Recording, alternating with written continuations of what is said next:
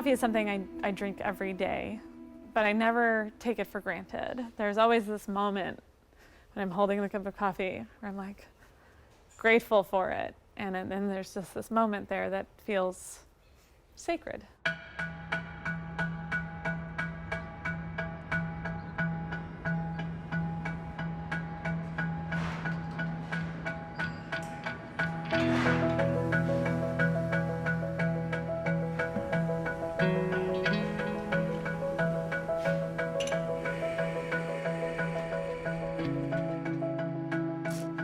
There were these moments when I was very young and my parents would drink coffee and begging to open the can. You know, it's like, it was vacuum packed, like, it smells so good. And then there was that tension, of course, because it was like, how can something that smells so great taste so horrible? And I think it was that tension that made it mysterious and interesting. I think the thing that got me most excited in coffee in the beginning was taste, like what's inside that cup.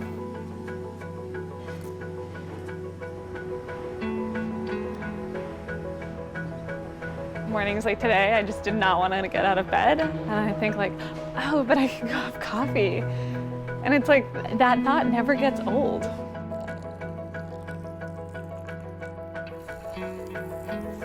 This is a story about coffee. And every story about coffee has the same chapters or has the same acts, but the details are totally different.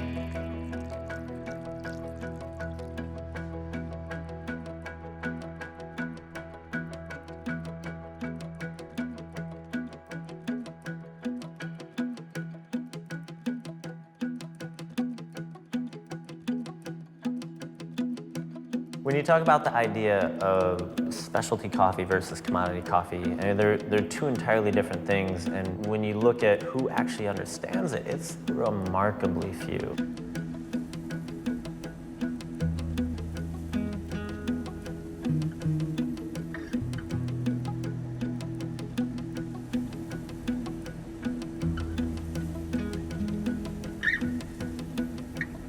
The specialty market is your higher end coffee, so to speak. And the commodities typically sold to your big brands. Most coffee is traded on this blanket price, irrespective of the quality that it carries with it, and almost regardless of where it comes from. Then you have this other world. The quality that is produced in specialty and the fact that every hand that comes into play there dramatically affects what you taste in the cup. I don't think it registers in a lot of people's mind. They don't realize that it's such a wide gap.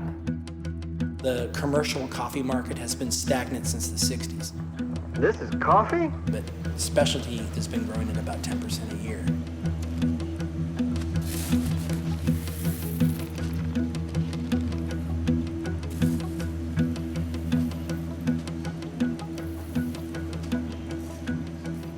A lot of it's just putting it in people's hands, like, just try this. People experience something and find out, well, why does this taste so different? You know, what is it about it that isn't what I would assume coffee to be, you know?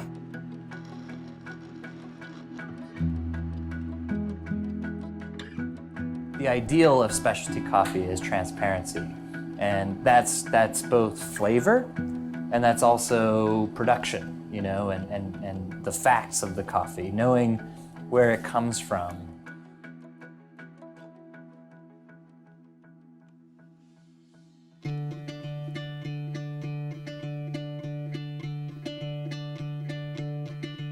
If you look at coffee historically, Ethiopians have been drinking coffee since 500 or 600. And hundreds of years ago, people took coffee from eastern Ethiopia to Yemen. And then coffee went from there to Indonesia. Then it went from there to a greenhouse in Europe. And one plant was taken from there to Martinique. That one plant became the forefather of all the coffee that was grown in Latin America for a long time. All that time, coffee's been special and treasured and unique and precious. And it was only relatively recently, historically, that it became ubiquitous, you know, like the 20th century. honey. This coffee is the greatest. It became commonplace in everybody's house, easy to get to, you just go down to the corner, every restaurant has it kind of thing. That's a historical anomaly.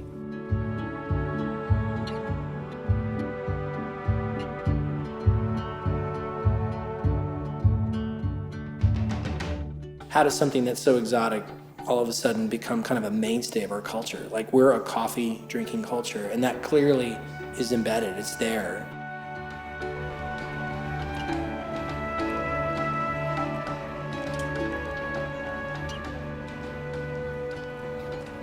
There'd been in the 90s this sort of boom mentality, like Starbucks is growing, everybody's growing, drinks and syrups and everything. It was this fiesta of coffee.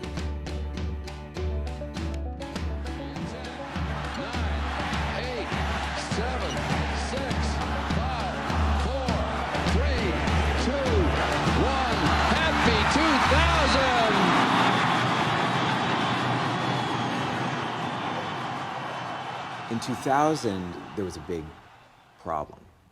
The bottom fell out of the coffee market.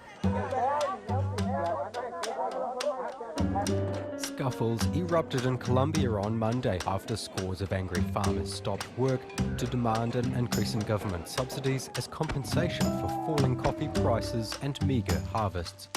Coffee went from being at a normal level of, say, $1.25 a pound for green to 60, 50 cents a pound. And that was way below the cost of production for coffee farmers. Suddenly, we were looking at actual famine in the coffee world. Tenemos que trabajar ahora el doble para poder ganar lo que antes ganábamos con más facilidad. Confiamos en Dios en de que esto vaya mejorando.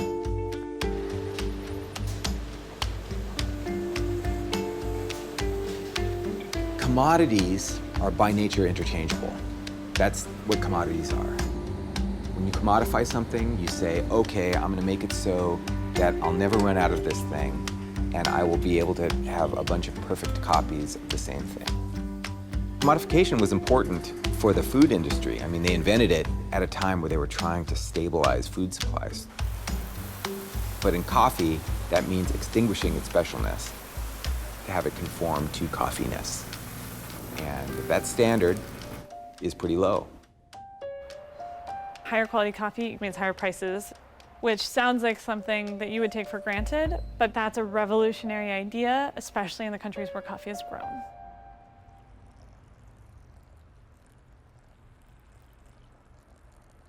I think truly good coffees are harder to get,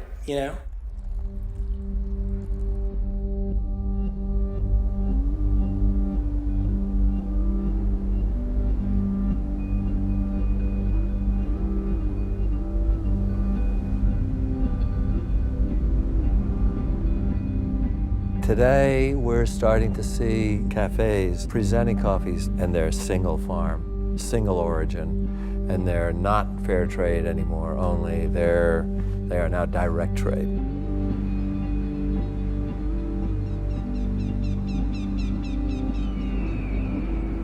This has now brought coffee farmers who are really caring, who are real craftsmen. It's allowing them for the first time to be independent of the commodity market and the swings that take place, where for years in a row, they could be paid under the cost of production.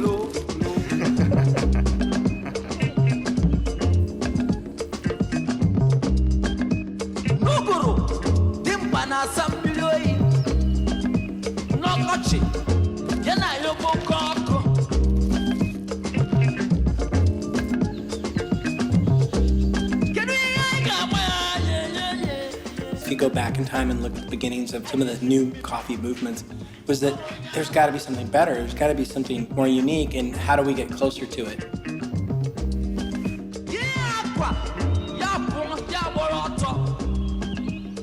The DT, the direct trade stuff, the incentives are based on performance. And if we're able to assist and help, we can't do it from here.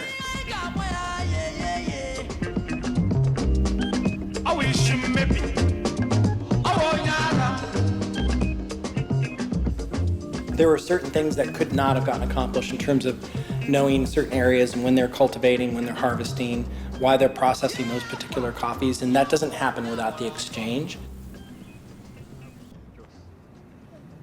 Since 2005, we've been very involved in this particular area in the southern district of Hubei. We're very committed to continue to buy and source from this area because of the culture and the quality of the coffee, and really the partnership that we've been able to establish. Without all of the layers of people that are involved to bring coffee to our market, it wouldn't work. So it's not just a business transaction, but it's a partnership and it's a relationship. We're really trying to make sure that we reinforce not just the buying of the coffee, but the things that help build communities. You know, that's a big part of it. avuze ku bijyanye na kiriya kibazo cy'amazi cyari kiri mu ruganda kiriya cyakemutse kubera Even the more expensive $7 a cup coffee that people see in their boutique cafe is underpriced with the amount of hours and labor and everything that goes into it.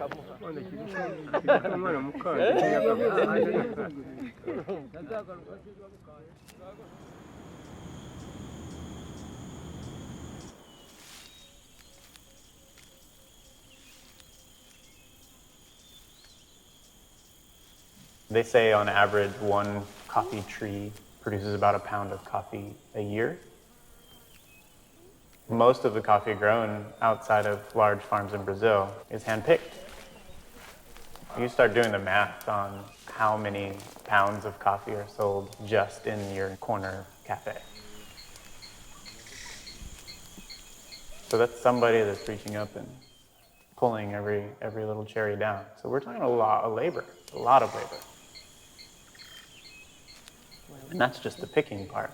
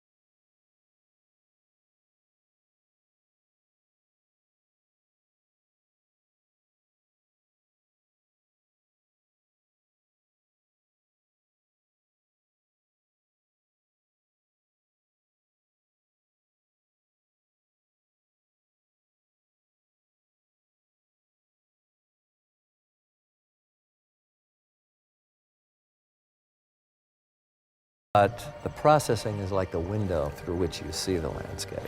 If the processing isn't perfect, your window's dirty. All of these things involve tremendous focus on the part of the people doing it. It becomes critical to find coffees that are done with that kind of artisan attention to detail and commitment.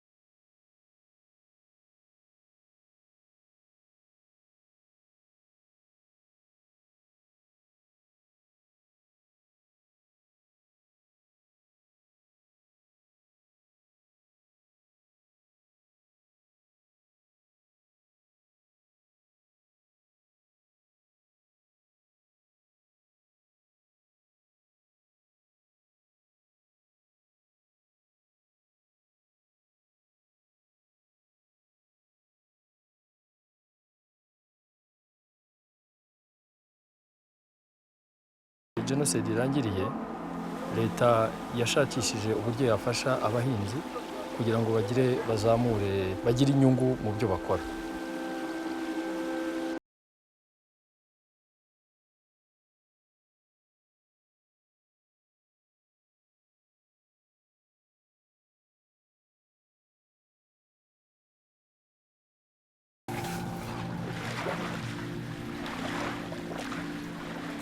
Hanyuma iyo uvanyemo ibintu byiza mu murima, uruganda rugufasha kubibungabunga.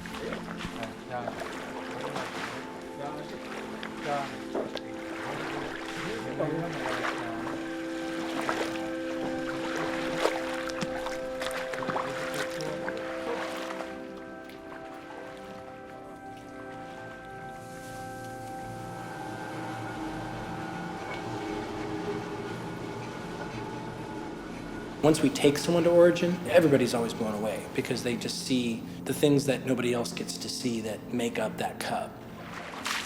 I think the sense that it's a living thing, it's something that isn't just like a widget in a box.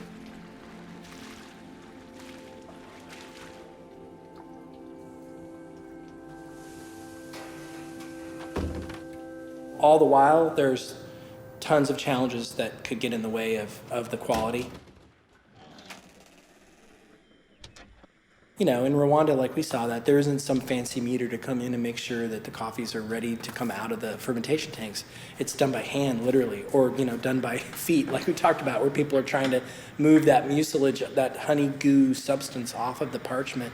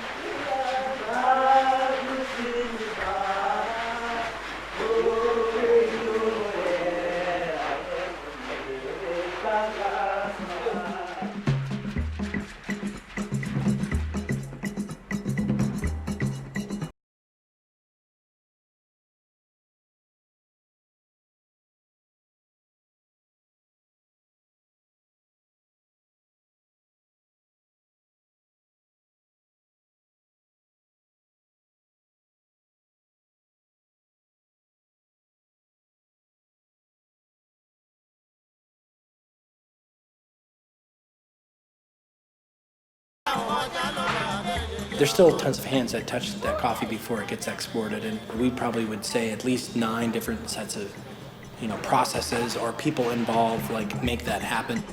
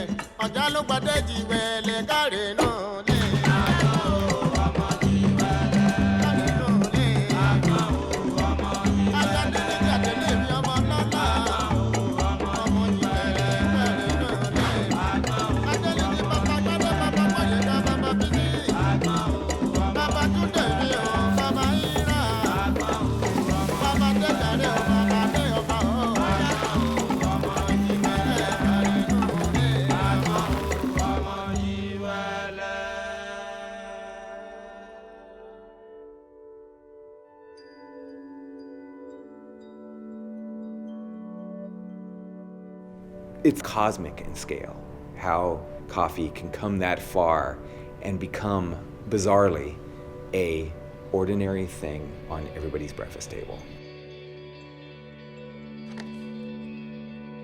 Somehow it ends when it's roasted that people have this kind of like static sense of what it is, that it's not alive anymore, that it's kind of just something that's just ground and put into a brewer and it's brown solution that wakes you up.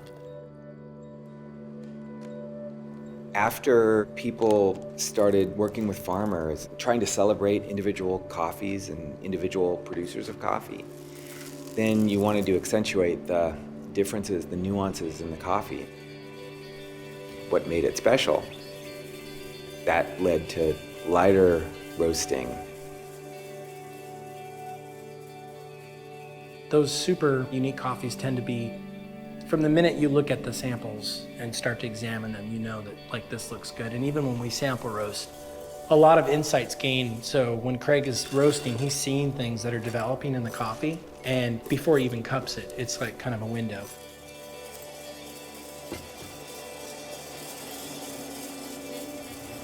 The moment that it's harvested, all the quality is there, and nobody who comes next in the chain is going to add quality to the coffee. Everybody's going to take away a little bit. And I think that the goal should be to take away as little as possible and really try to reveal what is locked into that coffee at the moment of harvest. The message starts to be, for single origin, you want to do a light roast.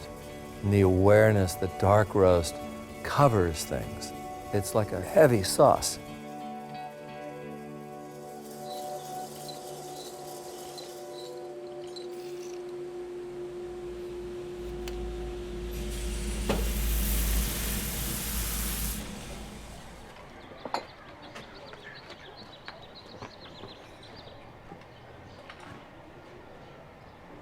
Well, I think there's that sense of that there's something still undiscovered in a way, like maybe from more of a flavor point of view.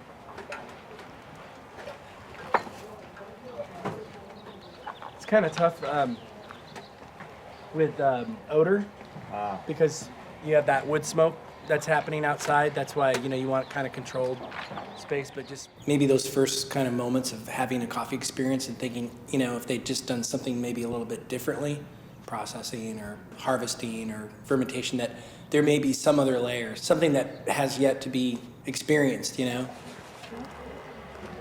then we might backtrack and find out, oh, well, there were some different varieties in that particular outturn. I thought there was potato. Yeah, it's really strong. I think it's best just to leave off. And then we'll give that flavor feedback, and then that kind of sounds off for people that are at, on the producer side saying, oh, that's interesting, you caught that. Once we grind, you really have about 30 minutes maximum, really, before you start losing some of the aromatics.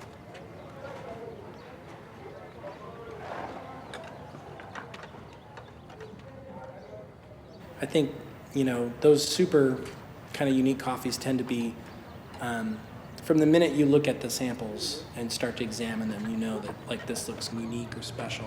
And now all I've got to do is try to bring that back. I can't tell you how many times over the years you would get coffee and just be so excited about it at origin, and by the time it landed, it's not even a remnant of what you thought it was when you tasted it there. That's changing. So it's kind of like that pursuit, that there's something out there that could be even more extraordinary. Definitely, they're right in the zone right now, so.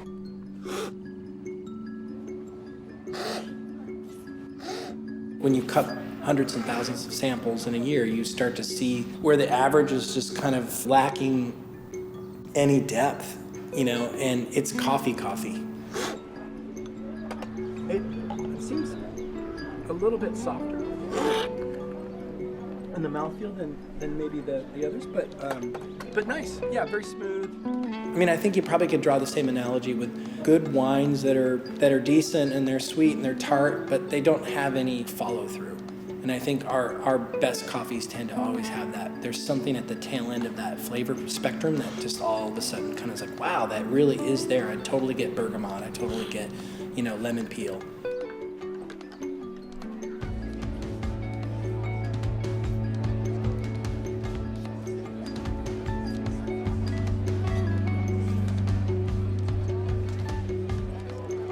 Cupping is sort of the international standard for how we score coffee. And it's the same procedure whether you're in Brazil or Kenya, Ethiopia, Canada, wherever you are.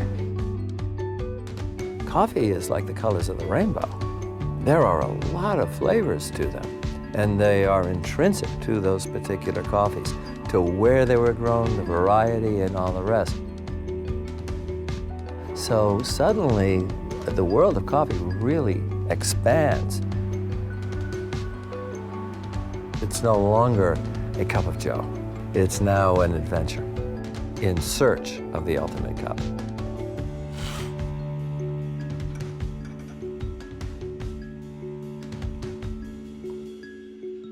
The more you taste and the more you start to taste better qualities and open new doors, you really find that how you make the coffee, how you brew it, starts to change as well.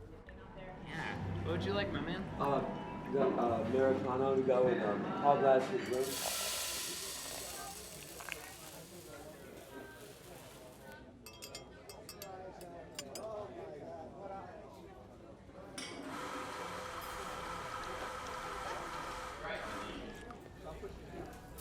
Today, I'm much more into drip with a paper filter. I like a very clear cup. So I don't want any sediment plugging the pores in my mouth and reducing my sensitivity to the flavor notes.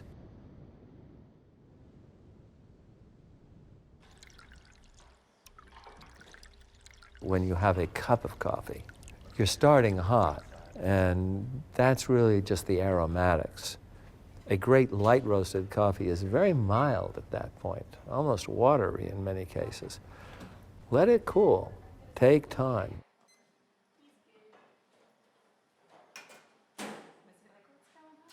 As the coffee starts to cool, your taste buds start to taste more and more. You start to be able to smell the flavors more. And as that temperature goes down from the brewing temperature, which is like 200 plus, down to 185, still piping hot, now down to 135. Now you start to really taste a lot more going on in the coffee. If the coffee's been processed really right, and if it's ripe coffee, you start to realize there are these transparent layers. And you pick up on one layer, then you pick up on another, then you pick up on another, and they start to add to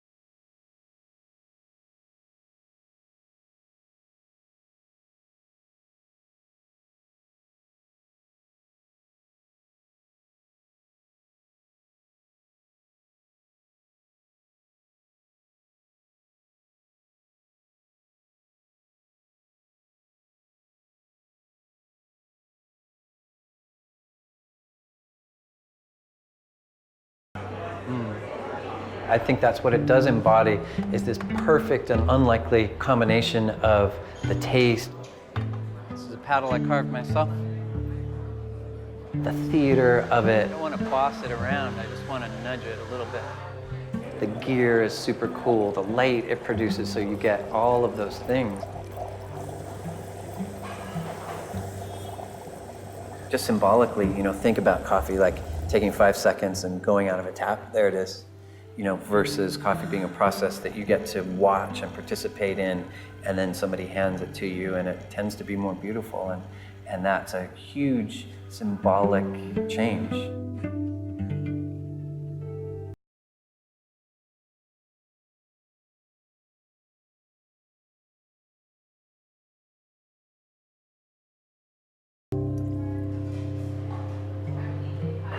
The great thing about improving your coffee brewing is that it's not subtle.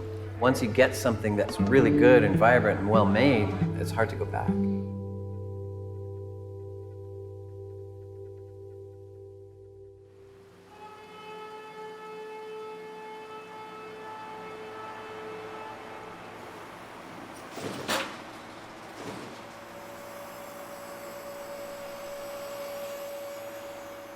Even though we see in the US a lot of popularity with brewed, filter, pour over drip coffee, espresso is still captivating a new audience.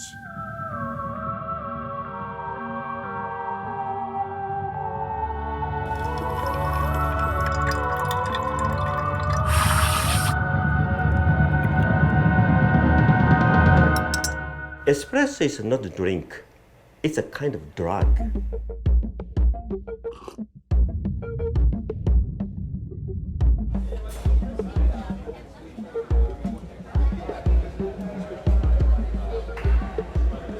That's why my espresso is less than 1 ounce. Sometimes it's a half ounce. Doesn't matter if it's bigger or small. Most important is invited to the other world. Same as a drug.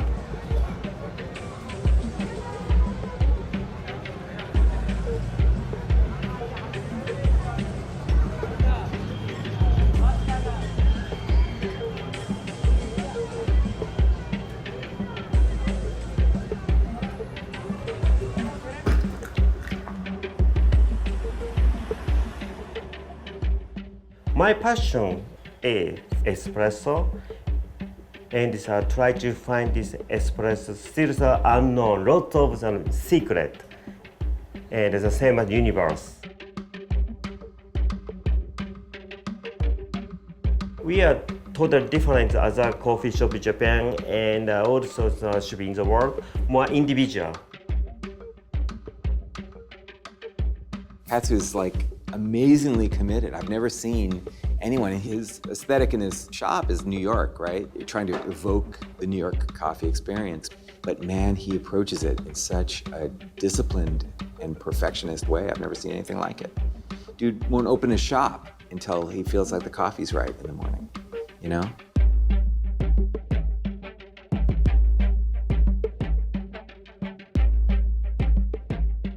And that's really appealing.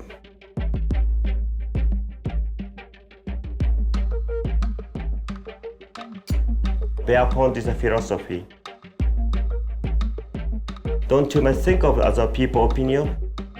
Don't think other people's movement. There's all this focus on drip coffee, and then there's focus on espresso. And really they're the same thing. This one just has pressure added. It's totally different. Definitely water is different, hard and soft, and also moisture and temperature are different. I'm excited people exploring what the real effect of that is and kind of breaking down the barrier of what espresso is versus what drip coffee is and demystifying espresso. Flavor depends on behind culture. Service behind is society. Everything individual, totally different. Cannot say good or not. Just I want to say, I want just to focus sexy. Coffee people have to be sexy.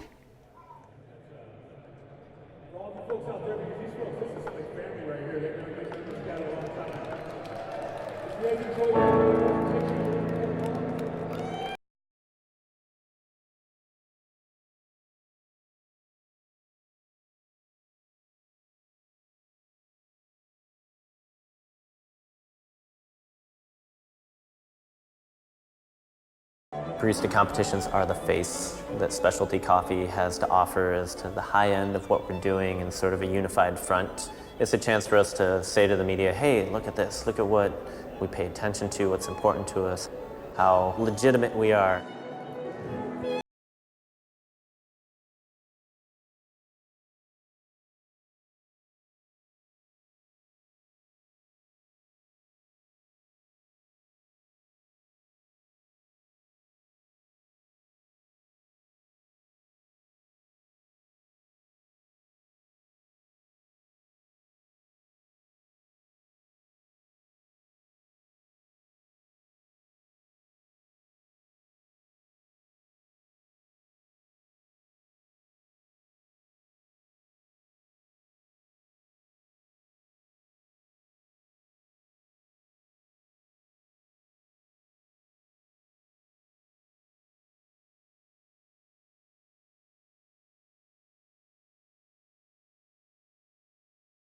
This is their focus in life. Our champion's already ready to give it another try for 2013, so I'm not going to waste any time.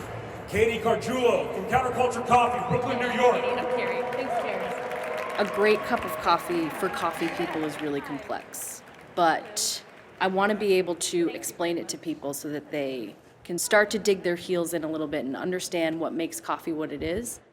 I want to just make tasty things for people, and I want them to be happy and I want them to enjoy it, but I want to be able to communicate a little bit on a deeper level sort of what makes the coffee that I'm making so different and so much more special than any other coffee that they drink. Coffee gets made 3 times. It's first made at the farm when cherries are harvested and then they're processed and dried to become beans. It is next made at the roastery where beans go from green to brown.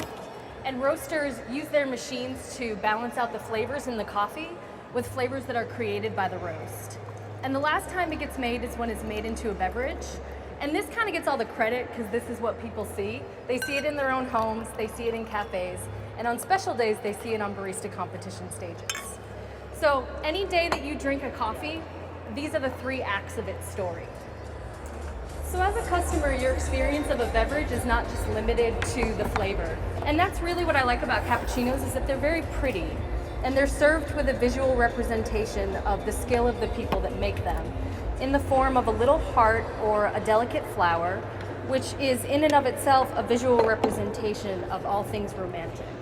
And that's sort of how I feel about cappuccinos, and it's what I like about being a barista, is that we are the people that get to romance people into the world of specialty coffee.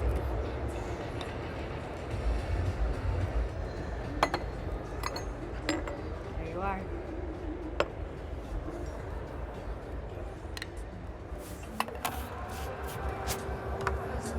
All right, I hope you've enjoyed your experience today. Thank you so much for being here. Time. Come on back, champ. Ladies and gentlemen, Katie Cargiulo, Counterculture Coffee, Brooklyn, New York. Sound guy, we're ready? You are. Go ahead and press the start button, brother, and take that 15 minutes on. Devin Chapman. Of all the people who make up the chain of the industry, who do you value the most? Had the opportunity to ask this question to one of our producers named David Mancia while visiting his farm this past October. His answer not only surprised me, but has brought fresh inspiration to the way that we run our retail program at Kova. This is what he said. He said the consumer, the ones that you sell my coffee to, because they're the ones who put food on my table, they are the ones who provide for my family the namesake of my farm.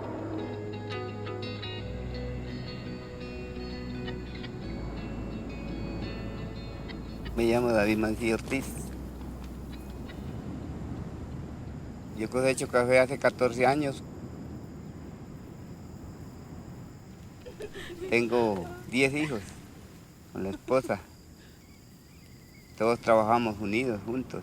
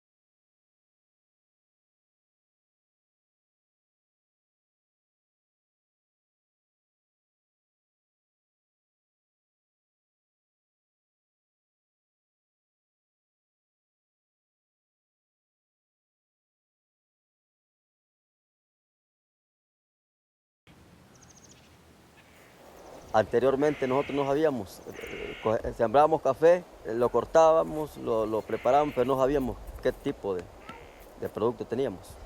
Hasta hoy que ha llegado. Bueno, pues muy buenos días a todos. Pues hoy los reunimos aquí para hacer una presentación con sus compradores, algunos de ustedes, con Kevin, que es el barista. Él va a estar preparando los cafés que ustedes producen. So we'd like to make espresso for you all to try as just the coffee, but also with steamed milk for a cappuccino. In the cafes, this is the majority of the way that people are drinking the coffee.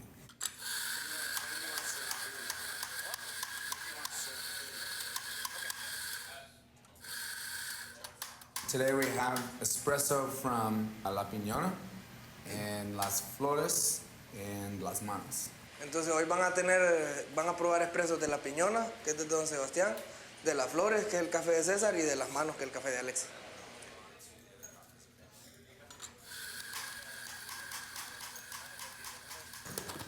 Next is espresso from Las Manos. Ahora vamos a seguir con el expreso de Las Manos, de la finca de Alexis.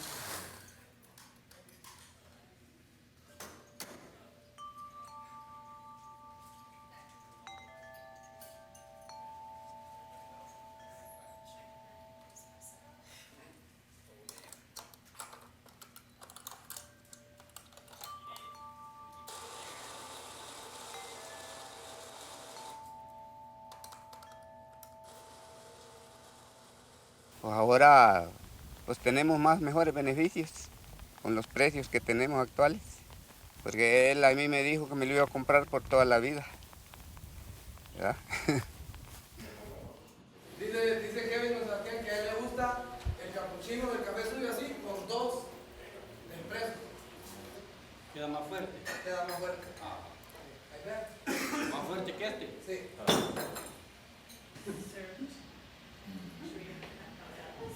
Yeah, that's good. Sabemos que sale bueno. You want to taste it with 2 shots?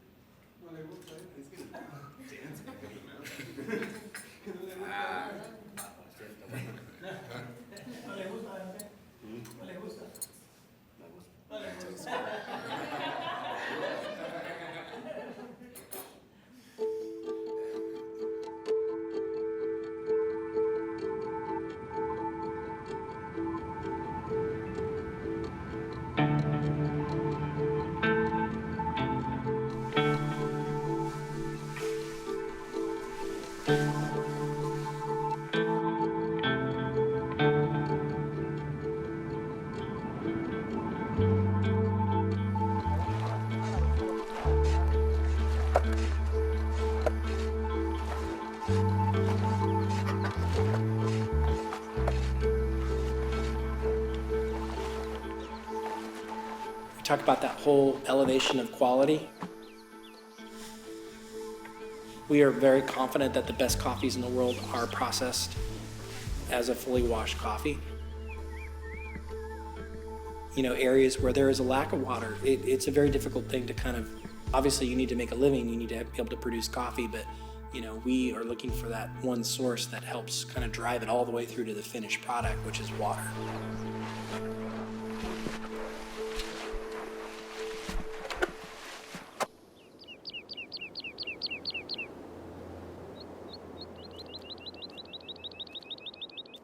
ikibazo cyo kuzana amazi ni ukubera ko umwaka ushize napfushije karite kubera amazi, kubera ikibazo cy'amazi.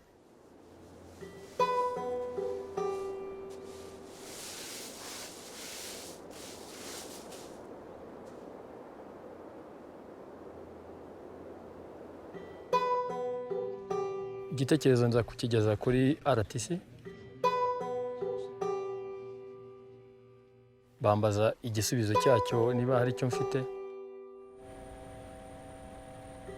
babwira ko hari isoko ihari, bambwira ko bagiye kuvugana na Stamp Town icyo bankorera.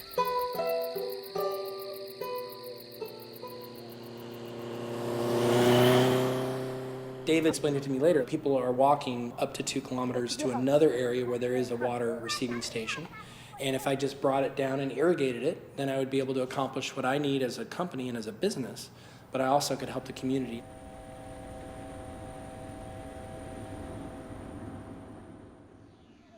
n'abaturage bagifite niba mbonye umuti nabo bagombye kugira icyo babona.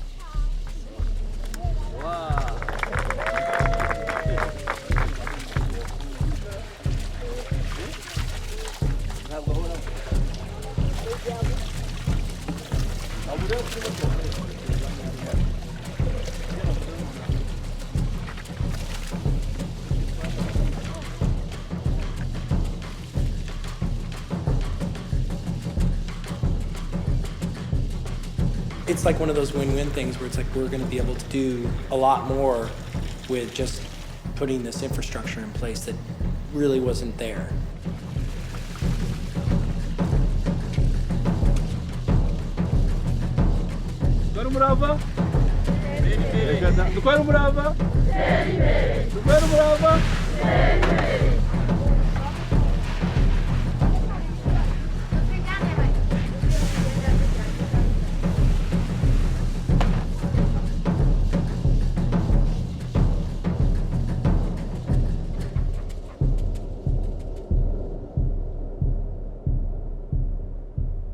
If we could actually get even better coffee and pay a better price, then what would then be the next cycle that comes out of that?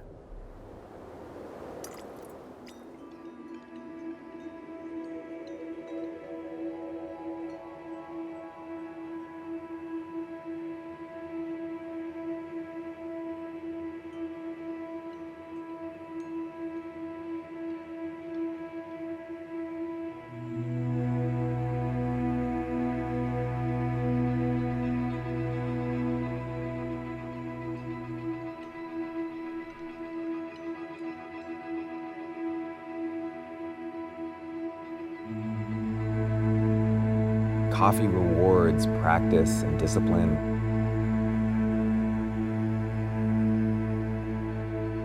And it makes people, value it more in a non-economic way.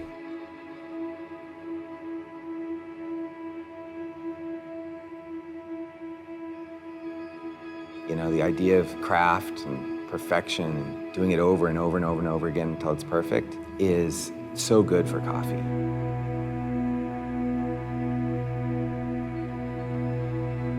I think it's natural to turn to the Japanese kisaten or the coffee master in our search for coffee.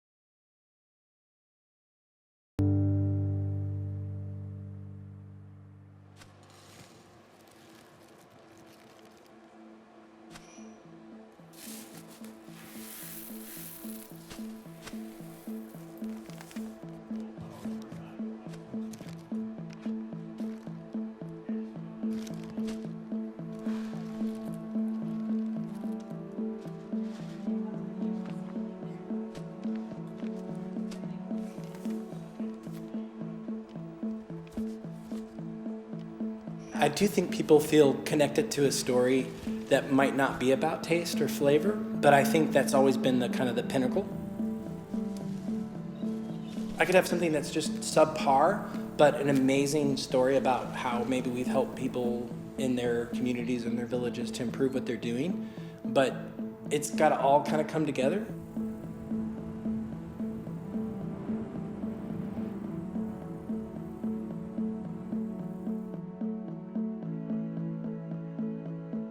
When you buy anything, you're making a statement.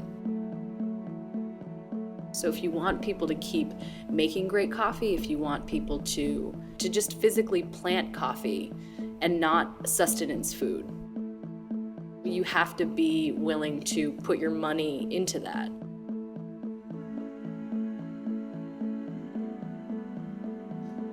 Next, for the ripe coffee of If we want coffee to keep being great and tasting great, in a way you can't buy the other stuff. The group I see now have pushed the envelope much further and continue to do so. And even if one generation sort of reaches its groove, there's another set coming right behind it, pushing the envelope still further. And that's a really exciting world.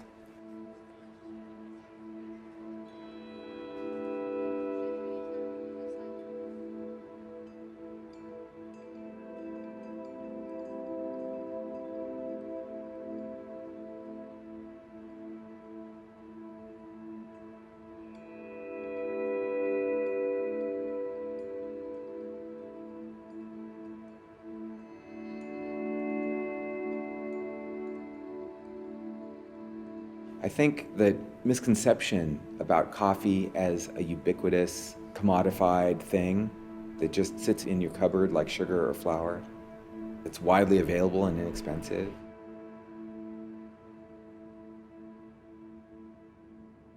That's not what coffee is.